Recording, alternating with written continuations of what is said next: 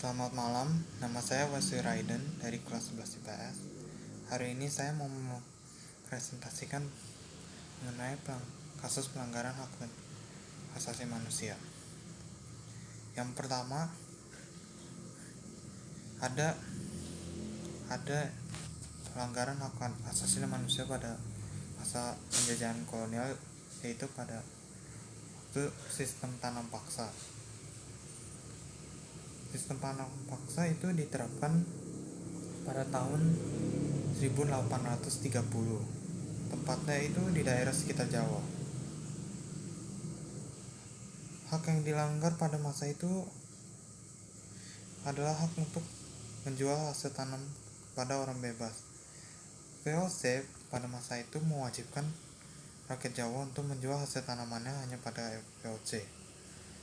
Ada juga hak untuk menerima gaji telah dilanggar.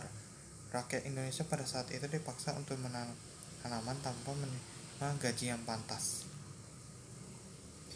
Penyebab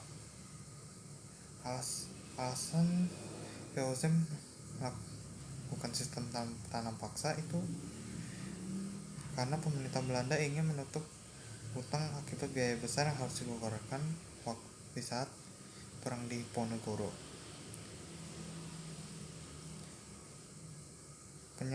Bagaimana kasusnya selesai? Kasus ini berakhir karena adanya protes dari Edward Douwes-Dekker dan Baron van Hove akibat kesengsaraan sistem tanam paksa bagi bangsa Indonesia.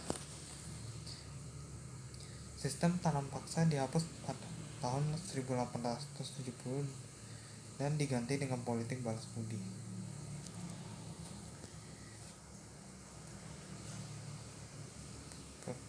Pelaksanaan penyelesaian kasus terhadap nilai Pancasila. Penyelesaiannya ini sesuai dengan nilai Pancasila kedua, yaitu kemanusiaan yang adil dan beradab. Karena protes yang dibuat oleh Edward Docker dan Baron van Hove itu menunjukkan bahwa mereka memiliki rasa kemanusiaan, karena mereka tuh merasa simpati.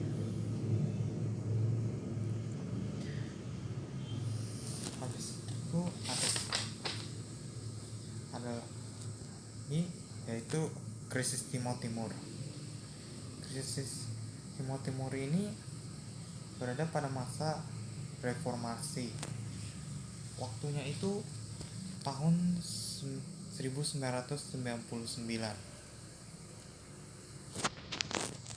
Tempatnya itu di Timor Leste. Hak dan kewajiban yang dilanggar.